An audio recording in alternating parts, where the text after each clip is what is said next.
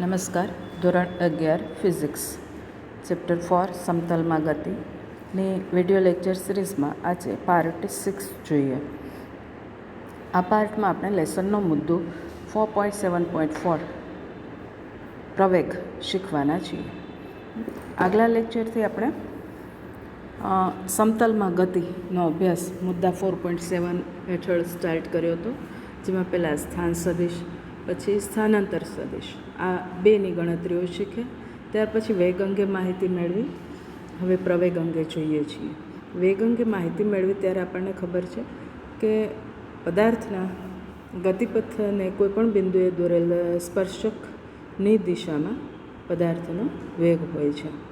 અહીં આપણે એનો પ્રવેગની ગણતરીમાં જરૂર પડશે ત્યાં વેગની દિશા રજૂ કરવા માટે ઉપયોગ કરવાના છીએ, એટલે રિપીટ કર્યું. હવે પ્રવેગ અંગે માહિતી મેળવીએ. સરેરાશ પ્રવેગની વ્યાખ્યા એક પરિમાણમાં લીધી હતી એ પ્રકારે જ સરેરાશ પ્રવેગ સદિશ A bar is equal to સદિશ delta V by delta T એ પ્રમાણે મળે. હવે આગળ જે વેગ લીધો છે, વેગના બે ઘટકો લીધેલા સમતલમાં વેગ હોય ત્યારે, વી એક્સ અને વી વાય. વેગની જગ્યાએ સદિશનું બેઝિક સ્વરૂપ મૂકીએ તો આપણને મળે સદિશ A bar is equal to delta of સદિશ વી એક્સ આઈ કેરેટ પ્લસ વી વાય જે caret all divided by delta T. હવે આ ડેલ્ટા ટી વડે એક્સ અને વાય બંને ઘટકનો અલગથી ગુણોત્તર લખીએ તો આવું સૂત્ર મળે સદિશ A bar is equal to delta V x by delta T I caret plus delta V Y by delta T J caret. And therefore we have sadish a bar is equal to a bar xi plus a bar yj, જે આપણે a bar x is equal to delta vx by delta t એટલે કે સરેરાશ પ્રવેગનો x ઘટક, અને a bar y is equal to delta vy by delta t અર્થાત સરેરાશ પ્રવેગનો y ઘટક. અહીં દરેક ઘટકના સંકેત ઉપર આડી લીટી દોરેલ છે જેને બાર વંચાય છે અને સરેરાશ મૂલ્યની સૂચક છે. હવે તત્કાલીન પ્રવેગ જોઈતો હોય તો આગળ ઘણા સ્ટેપ્સમાં કર્યું છે. એમાં અહીંયા આપણે જે સરેરાશ પ્રવેગની ગણતરી કરીએ એમાં જ ડેલ્ટા ટી ટેન્સ ટુ 0 લઈને આગળ વધવું પડે, અને એટલે તત્કાલીન પ્રવેગ સદિશ A is equal to limit delta T tends to 0 સદિશ delta V by delta T. And જેમાં આપણે મૂકીએ સદિશ delta V is equal to delta V X I caret plus delta V Y જે કેરેટ, જે આપણે અહીંથી લીધેલું છે. એન્ડ ધેરફોર વી હેવ સદિશ A is equal to limit delta T tends to 0 delta V x by delta T I caret plus limit delta T tends to 0 delta V Y by delta T J caret. અર્થાત આપણે અહીંયા એ બાર x અને એ બાર વાયની ગણતરીઓ limit delta T tends to 0 અંતર્ગત કરવાની છે. એન્ડ ધેરફોર આજે delta V x by delta t આપણે એક પરિમાણમાં ગતિ અથવા સુરેખ ગતિમાં જોયું હતું કે ત્યાં delta V by delta t લઈએ તો આપણને સરેરાશ પ્રવેગ મળે, પણ limit delta T tends to 0 delta V by delta t લઈએ તો એને ડીવી બાય ડીટી કહેવાય અને એ તત્કાલીન પ્રવેગ આપતું હતું. એમ અહીંયા આપણને જે આ પદ મળે છે limit delta T tends to 0 delta V x by delta t, એને આપણે કહીશું dvx by dt, અને limit delta T tends to 0 delta V Y by delta t એને કહીશું ડીવી વાય બાય ડીટી. અને એટલે આપણને મળશે ધ ફોર સદિશ A is equal to dvx by DT I caret plus DV Y by DT J caret, and that is equal to A X I plus A Y છે, જે આપણે લીધું છે એ એક્સ બરાબર ડીવી એક્સ બાય ડીટી અને એ Y બરાબર ડીવી Y by DT.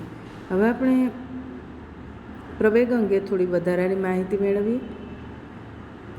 આ આકૃતિમાં 5 અલગ અલગ આલેખો આપ્યા છે, જેમાં પહેલા આલેખમાં આપણે વેગ સદિશ રજૂ કર્યો છે, જ્યાં એક્સ વાય સમતલમાં કણનો ગતિમાર્ગ રજૂ કર્યો છે આ રીતે, અને આપેલ કોઈ બિંદુએ સ્પર્શકની દિશામાં વેગ રજૂ કર્યો છે આ રીતે, જેનો આપણને એક્સ ઘટક મળે છે આ રીતે અને વાય ઘટક મળે છે આ રીતે. જેને આપણે વેગના ઘટકો હોવાથી અનુક્રમે VX અને VY કહીએ છીએ. અને બંનેના સદિશો સરવાળાથી એટલે કે VXI કેરેટ પ્લસ VYJ કેરેટથી આપણને સ્પર્શકની દિશામાં રહેલો વેગ સદિશ V મળે છે. હવે આપણે વેગનો ફેરફાર ગણવા માટેની બીજી આકૃતિ જોઈએ. આ આકૃતિ પણ XY સમતલમાં કણનો ગતિમાર્ગ દર્શાવે છે. આ સ્વરૂપે ગતિમાર્ગ છે. બે બિંદુઓ P અને P' એ રીતે પસંદ કર્યા છે કે જેથી T સમયે કણ P બિંદુ પાસે છે અને T' સમયે કણ P' બિંદુ પાસે જાય છે, જ્યાં ડેલ્ટા T બરાબર લેશું T' માઇનસ T. હવે P બિંદુ પાસે કણનો વેગની દિશા નક્કી કરીએ તો એ સ્પર્શકની દિશામાં આ રીતે મળે. એ રીતે P' બિંદુ પાસે એ દિશા આ રીતે મળે. આપણે હવે જો વેગના ફેરફારની દિશા નક્કી કરવી હોય તો એના માટે આપણે આ રીતે વિચારી શકીએ. આ આપણે દોર્યો એ વેગ સદિશ V અને આ દોર્યો વેગ સદિશ V બાર.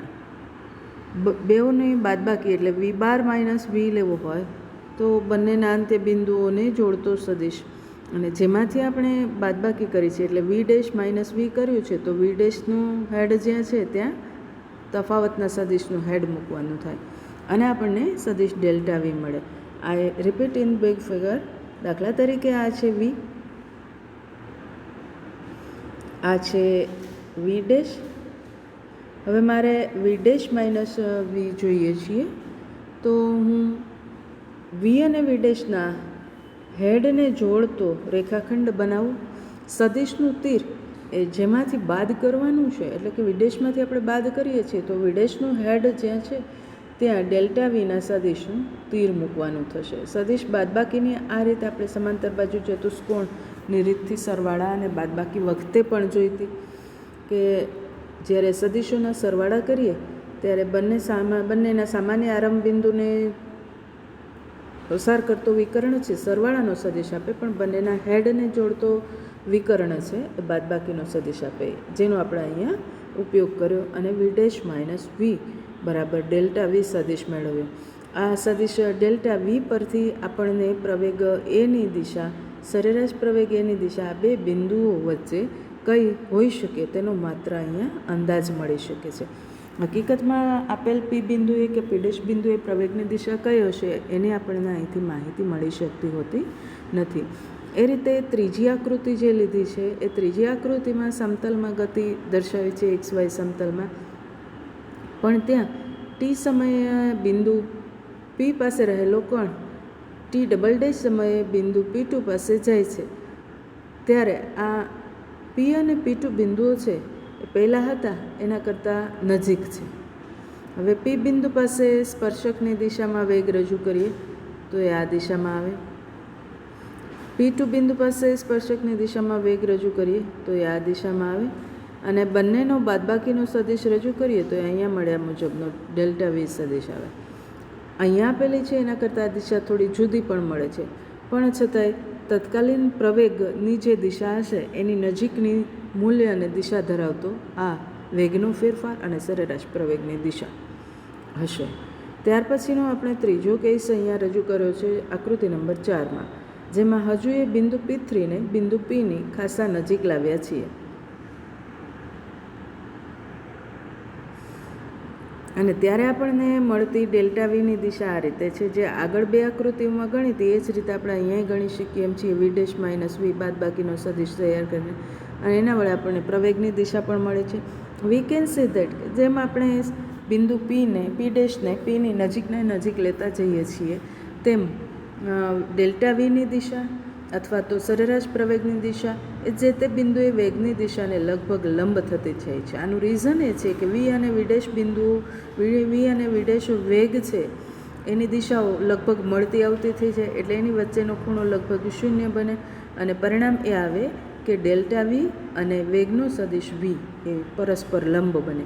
હવે જો આપણે આ ડેલ્ટા T ટેન્ડ્સ ટુ 0 શરતને આધીન ગણતરીઓ કરીએ તો આપણને તત્કાલીન પ્રવેગ મળે અને સ્પષ્ટ રૂપે આ ગણતરીઓને આગળ વધારીએ તો આપણને માહિતી મળે કે આ તત્કાલીન પ્રવેગ એ તત્કાલીન વેગ Vને લંબ રૂપે રહેલો છે. અત્યાર સુધી આપણે જે લેસન 3માં એક પરિમાણનો અભ્યાસ કર્યો, જેમાં વેગ અને પ્રવેગ એક જ રેખા પર હોય, કાં તો બેયની દિશા એક જ તરફ હોય અથવા પરસ્પર વિરુદ્ધ હોય, પણ રેખા એક જ હોય એવું હતું. અને તે નિશાનીઓથી કામ ચલાવ્યું હતું. અને દરેક વખતે કાં તો વેગ અને પ્રવેગ વચ્ચે ખૂણો થીટા અથવા તો 180 મળે, એ સિવાય બીજી કોઈ શક્યતા નહોતી. પણ હવે જ્યારે સમતલમાં ગતિનો અભ્યાસ કરીએ છીએ ત્યારે વેગ અને પ્રવેગ વચ્ચેનો ખૂણો એ 0 ડિગ્રીથી 180 ડિગ્રી વચ્ચેનો કોઈ પણ ખૂણો હોઈ શકે છે, જે આપણે ધ્યાનમાં રાખવું ઘટે. હવે આના પરનું આધારિત એવું ઉદાહરણ 4.4 જોઈએ. કોઈ કણનું સ્થાન સદિશ r = 3t i caret plus 2t² j caret plus 5k થી અપાય છે, જ્યાં t સેકન્ડમાં છે. સહગુણકોના એકમો એવી રીતે છે કે જેથી સદિશ r એ મીટર એકમમાં મળે છે. તો એમાં પહેલું પૂછ્યું છે કણના વેગ vt તથા પ્રવેગ at શોધો. બીજું પૂછ્યું છે t = 1 સેકન્ડ માટે vtનું મૂલ્ય અને દિશા શોધો. આપણે પહેલાં તો પહેલી વિગત એનો જવાબ મેળવીએ. હવે સદિશ v = સ્થાન સદિશનું સમય વિકલન. તત્કાલીન વેગ માટે આગળ લીધું હતું એ સૂત્ર, એટલે કે d/dt ઓફ સદિશ r that is equal two d/dt of, હવે સદિશ rનું સૂત્ર અહીંથી મૂકીએ, 3ti plus 2t² j plus 5k.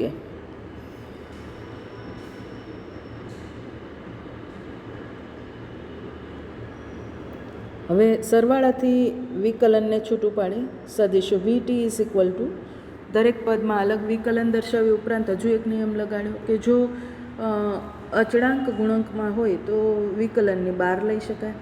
એટલે પહેલું પદ આપણને મળ્યું 3dt/dt i કેરેટ, બીજું પદ મળ્યું 2d/dt of t² × j caret, અને ત્રીજું પદ મળ્યું d/dt ઓફ 5k કેરેટ. હવે આ જે ત્રીજું પદ છે એ અચળ સંખ્યા છે, એટલે એનું વિકલન થશે 0, એટલે હવે એને આગળ વધારવાનું થશે નહીં. પહેલાં બે પદમાં જોઈએ તો આ dt/dt છે એ થઈ જશે 1, એટલે પહેલાં પદમાં જમણી બાજુએ માત્ર 3i બાકી રહેશે, અને આપણને મળશે સદિશ v at time t = 3i caret plus 2 હવે d/dt ઓફ t² એ મેળવવા માટે આપણે d/dx ઓફ x⁻n નું સૂત્ર લઈએ. That is equal two n x⁻n - 1. એમાં n બરાબર લઈએ 2, એટલે 2x⁻2 - 1 એટલે કે 2x, જે આપણે અહીંયા લખ્યા છે એક્સની જગ્યાએ આપણે t છે એટલે લખ્યા છે 2t j કેરેટ. હવે ગુણાકાર કરીને જમણી બાજુએ બીજા પદમાં સાદુરૂપ આપીએ એટલે આપણને સદિશ vtનું સૂત્ર મળે. સદિશ vt = 3i caret plus 4t j caret. જો આ સદિશ vtનું ફરી પાછું સમય વિકલન કરીએ તો એ વેગનું સમય વિકલન થાય, એટલે તત્કાલીન પ્રવેગ આપે. અર્થાત તત્કાલીન પ્રવેગ સદિશ at = d/dt ઓફ સદિશ v that is equal two d/dt of, હવે સદિશ vનું મૂલ્ય આપણે અહીંથી લખીએ છીએ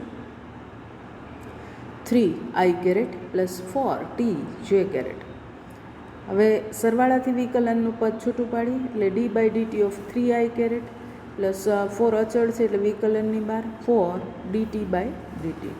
આ સ્ટેપ થશે 0, કારણ કે અચળ સંખ્યાનું વિકલન 0 થાય.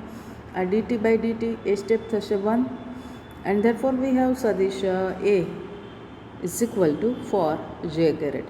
આમ કણનો પ્રવેગ y અક્ષની દિશામાં 4 મીટર/સેકન્ડ² જેટલો અચળ છે એવું આપણને અહીંથી અંદાજ મળે છે. હવે t = 1 સેકન્ડ માટે આપણે વેગનું મૂલ્ય અને દિશા જોઈએ છીએ. તો t = 1 સેકન્ડે વેગ v = 3i કેરેટ પ્લસ 4, હવે tની જગ્યાએ ગુણાકારમાં લખીએ 1 × j caret, that is 3i caret plus 4j caret. વેગનું મૂલ્ય ગણીએ તો આગળ સૂત્ર લીધું હતું એમ વેગ v = √vx² પ્લસ vy², જેનો આપણે અહીંયા ઉપયોગ કરીએ તો √3² પ્લસ 4². આ પાયથાગોરસની જોડ છે. અને એટલે આપણને એ જોડ માટે મળે 5 મીટર પર સેકન્ડ. જો દિશાની વાત કરીએ તો આગળ દિશા માટે એ લીધું હતું કે વેગની દિશા માટે આપણને સૂત્ર મળે tan θ = vy/vx, જેનો આપણે અહીંયા ઉપયોગ કર્યો. tan θ બરાબર vy/vx that is equal two 4/3. વેગનો y ઘટક એટલે 4 અને x ઘટક એટલે 3. That is equal two 1.3333. આપણે નેચરલ ટેનના ટેબલ ઉપરથી જોઈ શકીએ કે આ મૂલ્ય માટે થીટા આપણને મળશે 53 ડિગ્રી. આ મૂલ્યને આપણે યાદ રાખવું પડશે. જ્યારે tan θ બરાબર 1.3333 થાય ત્યારે આપણને ડેફિનેટલી થીટા બરાબર 53 ડિગ્રી મળે, જેનો વારંવાર ઉપયોગ આવશે. એટલે આ ખૂણા અને આ tan θના મૂલ્યને જોડીને એક સાથે યાદ રાખશું.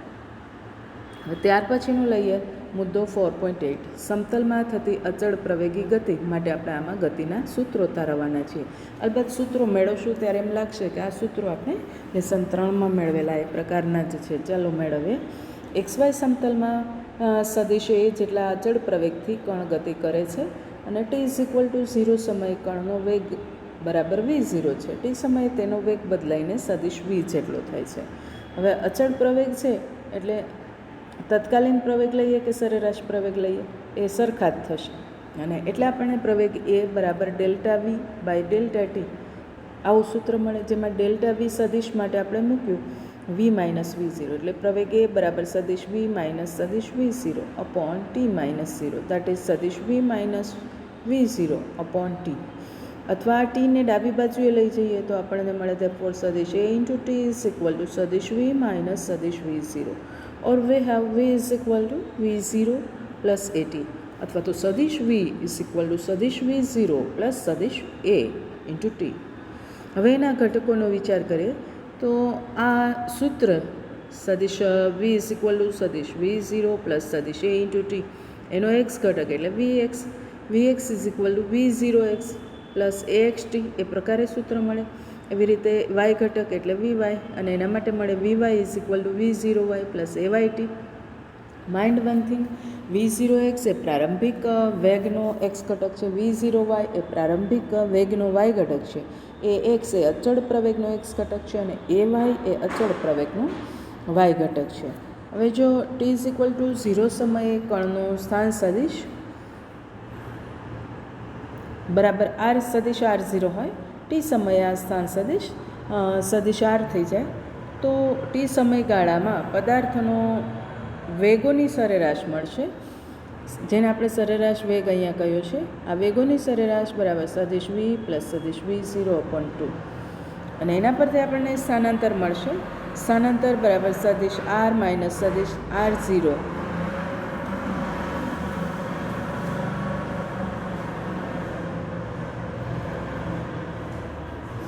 બરાબર સદિશ v પ્લસ સદિશ v0/2 ઇન્ટુ t.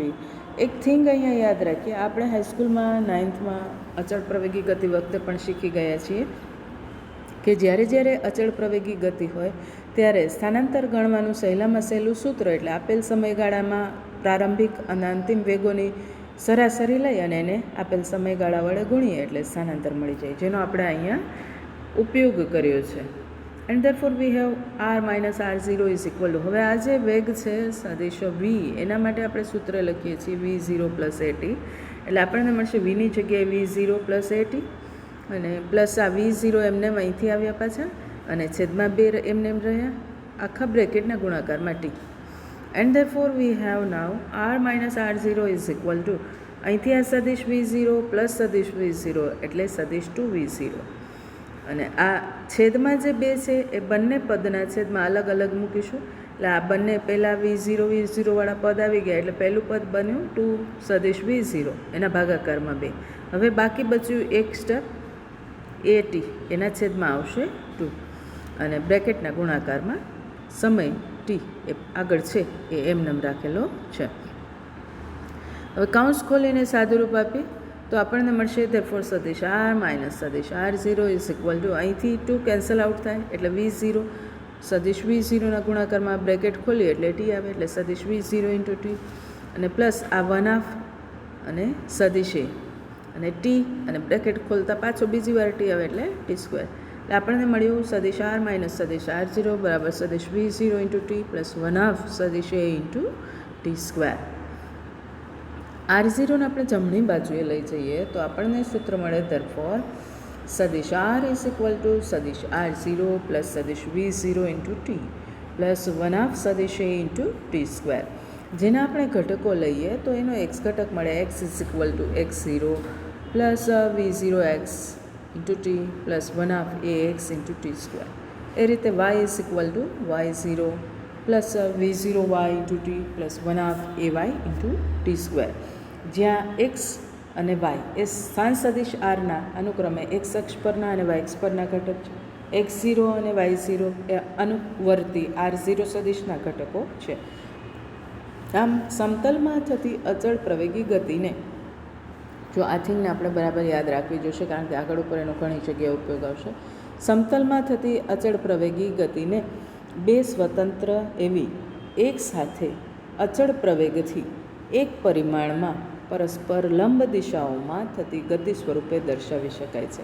અર્થાત આપણને જો સમતલમાં ગતિનું આ સૂત્ર મળતું હોય તો જ્યારે આપણે માત્ર સમક્ષિતિજ દિશાની ગતિનો અભ્યાસ કરવો હોય ત્યારે આ સૂત્રના એક્સ ઘટકવાળું સમીકરણ ધ્યાને લેવું પડે. જો શિરોલંબ ગતિનો અભ્યાસ કરવો હોય તો માત્ર વાયામવાળું સૂત્ર ધ્યાને લેવું પડે. વી કેન સી દેટ કે આ બંને સૂત્રો છે એ સુરેખ ગતિમાં આવતા સૂત્રો પ્રકારના જ છે. આમાં આપણને ગણતરીમાં થોડી ટૂંકી રીતો મળે છે, એ આપણો ફાયદો છે. આનો ઉપયોગ પ્રેક્ટિકલી પણ થતો હોય છે. દાખલા તરીકે કોઈ પ્લેયર છે, એ પ્લેયર જ્યારે ક્રિકેટ પ્લેયર હોય અને એ બેટ વડે બોલને ફટકારે ત્યારે બોલની ગતિ છે ગુરુત્વ પ્રવેગની અસર નીચે સમતલમાં થતી ગતિ છે. આગળ ઉપર એને આપણે પ્રક્ષિપ્ત ગતિ કહીશું અને પર્વલય ગતિ માર્ગે થતી હોય છે. આ ગતિનો અભ્યાસ કરવા માટે આપણે સ્વતંત્ર એવી એક્સ ગતિ અને વાય ગતિનો અભ્યાસ લઈશું. આ એક્સ ગતિ છે એ આપણને છેલ્લે બોલ ક્યાં સુધી પહોંચીને જમીનને અડશે એટલે કે બોલની ગતિપથની અવધિ નક્કી કરી આપશે. વાય ગતિ છે એ બોલ કેટલી મહત્તમ ઊંચાઈ સુધી જશે એ નક્કી કરી આપશે. ઉપરાંત કોઈ ચોક્કસ સમયે કણનો એક્સ અને વાયામ પણ નક્કી થાય. આ ઉપરાંત પ્રક્ષેપણનો ખૂણો કેટલો રાખવો, કેટલા પ્રારંભિક વેગથી બોલને ફેંકવો જેથી બોલ ટપ્પો લીધા વિના બાઉન્ડ્રીની બહાર જાય, 6 મળે, અથવા બાઉન્ડ્રીની તદ્દન નજીક એવી રીતે ટપ્પો લઈને આગળ વધે કે 4 મળે અને છતાંય કોઈ પ્લેયરના હાથમાં આવે નહીં અને એટલે કેચ આઉટ થવાની સંભાવના ન રહે. ક્રિકેટરો આ બધી બાબતો અનુભવે શીખતા હોય છે. પણ અહીંયા પ્રક્ષિપ્ત ગતિના અભ્યાસ વખતે આપણે જોઈશું કે અમુક ચોક્કસ ખૂણે પદાર્થને જ્યારે પ્રક્ષિપ્ત કરવામાં આવે છે ત્યારે આપણને મહત્તમ અવધિ પણ મળે છે અને ઓપ્ટિમમ ફાયદાથી એવી ઊંચાઈએ બોલને આપણે મોકલી શકીએ છીએ કે જેથી કેચ આઉટ થવાની સંભાવનાઓ પણ ઘટાડી શકાય છે. હવે પછી લઈએ ઉદાહરણ 4.5. t=0 સમયે એક કણ ઉગમ બિંદુ પાસેથી 5 મીટર પર સેકન્ડ વેગથી ગતિ શરૂ કરે છે. XY સમતલમાં તેની પર બળ એવી રીતે લાગે છે કે જેથી તે 3 પ્લસ 2 મીટર પર સેકન્ડ સ્ક્વેરનો અચળ પ્રવેગ ઉત્પન્ન કરે છે. હવે આમાં પૂછ્યું છે પહેલું, જ્યારે કણનો એક્સયામ 84 મીટર હોય ત્યારે વાયામ કેટલો હશે અને બીજું તે સમયે કણની ઝડપ કેટલી હશે. આ જે ઉદાહરણ 4.5 છે ને, આવો જ એક સ્વાધ્યાયમાં પણ દાખલો છે. એટલે અહીંયા જે આપણે રીત આ દાખલાને ઉકેલવા ઉપયોગમાં લઈએ છીએ એ રીતને બરાબર ધ્યાનથી સમજજો. એ જ રીતના બીજા દાખલા પૂછાવાની સંભાવના ખરી અને પૂછાય તો આપણને એ આવડી જાય. હવે t=0 સમયે કણ જો ઉગમ બિંદુ પર હોય તો એનો એક્સ અને વાયમ 0 થાય, અથવા તો એનો ઉગમ બિંદુ પર હોય ત્યારનો સ્થાન સદિશ એટલે t=0 સમયનો સ્થાન સદિશ R0 સદિશ R0 બરાબર 0 સદિશ થાય. હવે આપણે ગતિસૂત્ર લઈએ અહીંથી. સદિશ R સદિશ R0 પ્લસ સદિશ V0 ઇન્ટુ ટી પ્લસ 1/2 સદિશ A ઇન્ટુ ટી સ્ક્વેર.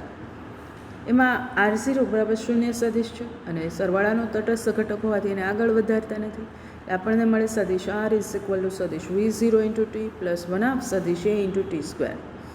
આ સમીકરણમાં આપણને રકમમાં આપેલી વિગતો મૂકીએ. પ્રારંભિક વેગ સદિશ V0 બરાબર 5 પછી પ્રવેગ સદિશ A = 3 પ્લસ 2 અને સ્થાન સદિશ R = xi પ્લસ yj લેતા આપણને આ સૂત્ર હવે આ રીતે મળશે. સ્થાન સદિશ આરની જગ્યાએ xi પ્લસ yj. એ રીતે વેગ પ્રારંભિક વેગ v0 સદિશની જગ્યાએ 5i caret into T plus 1/2, પછી એની જગ્યાએ 3i caret plus 2j caret into T square. હવે આપણે સ્ટેપ્સને ગોઠવીએ. કૌંસ ખોલીને જમણી બાજુએ સાદુરૂપ આપીએ છીએ. પહેલાં તો 5t ઇન્ટુ આઈ કેરેટ આવશે આ પદ. એ રીતે બીજું પદ કૌંસ ખોલીને સાદુરૂપ આપશું એટલે આ રીતે આવશે 3 into T square, 3 into T square, અને અહીંથી આવ્યા છેદમાં 2, અને ગુણાકારમાં આવશે આઈ કેરેટ. એ રીતે ત્રીજું પદ કૌંસ ખોલતા આપણને મળશે plus 2 into T square j caret upon 2, that is t square j caret. અંશ છેદના 2 કેન્સલ આઉટ થયા. And therefore we have now x I caret plus y જે caret is equal to i કેરેટવાળા પદને એક કૌંસમાં લખીએ એટલે 5t plus 3/2 T square i caret અને plus t square j caret. જેમાં આપણે આ આઈ કેરેટના બંને બાજુએ સહગુણકો સરખાવીએ તો આપણને મળશે therefore X is equal to 5t plus 3/2 T square. એ રીતે જે કેરેટના સહગુણકો સરખાવશું તો આપણને મળશે Y is equal to T square. હવે આપણને રકમમાં આપી દીધું છે એ પ્રમાણે આપણે આગળ વધીએ છીએ. તો એ જોતાં આપણને રકમમાં આપ્યું છે એક્સ બરાબર 84 મીટર. એમાં એક્સએમનું સૂત્ર મૂકીએ. Therefore 5t plus 3/2 T square બરાબર 84. હવે લસા લઈ અને 2ને જમણી બાજુએ જવા દઈએ એટલે અહીંયા આવે 3t સ્ક્વેર, બીજું પદ 5 ઇન્ટુ 2 થયું એટલે 10t, ને છેદમાં 2 છે અને જમણી બાજુએ લઈ જઈએ એટલે 84 ઇન્ટુ 2 એટલે 168. હવે આ 168ને ફરી પાછા ડાબી બાજુએ લઈ જઈએ એટલે આપણને મળે therefore 3t square plus 10t minus 168 is equal to 0. આ સમીકરણને આપણે હવે સરખામણી કરીએ. સૂત્ર આપણી પાસે જો આવું હોય A X square plus bx plus C is equal to 0. તો આને કહેવાય દ્વિઘાત સમીકરણ, જેના ઉકેલ માટે આપણને મળે therefore we have x is equal to minus b plus or minus delta under root delta and divided by 2a, where we have delta is equal to b square minus 4ac, b square minus 4ac,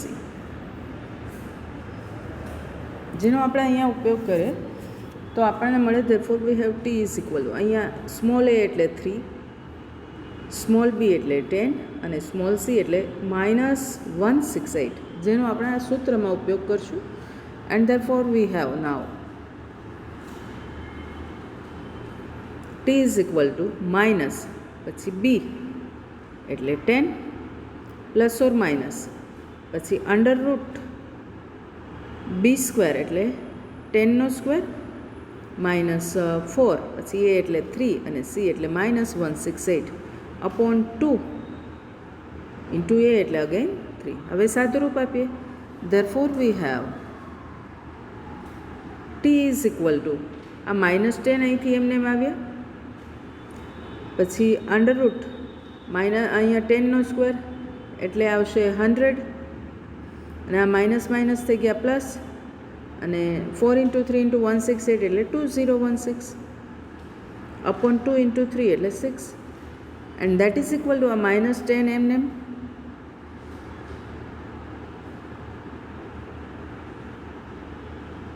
હવે આનો સરવાળો કરીએ એટલે under route 2116 આવશે upon 6 એમને.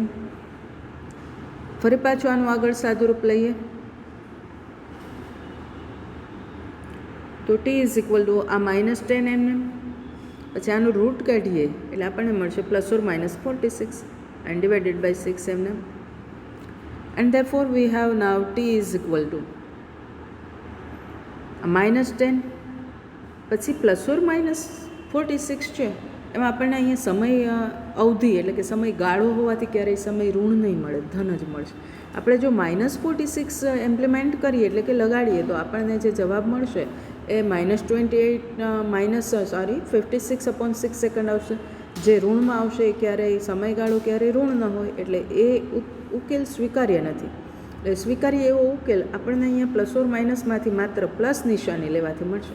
એટલે -10 + 46/6 એવું મળે. That is equal two 36/6 or is equal two 6 second. આપણને મળ્યો સમયગાળો 6 સેકન્ડ, જેનો આપણે અહીંયા ઉપયોગ કરીએ અને ત્યારે આપણને મળશે therefore we have y is equal to t² is equal to 6², that is y is equal to 36 metre. એટલે આપણને પહેલો જવાબ મળ્યો સમય 6 સેકન્ડ, બીજો જવાબ મળ્યો y આમ 36 મીટર છે. હવે આપણે કણનો વેગ મેળવીએ છીએ. વેગ v ઇઝ ઇક્વલ ટુ સદિશનું વિકલન, સ્થાન સદિશનું વિકલન એટલે d/dt ઓફ સદિશ r, that is equal two d/dt of, હવે સદિશ આરનું સૂત્ર આગળથી લઈએ છીએ જે આપણને અહીંયા મળ્યું છે. એ જ સૂત્ર છે 5t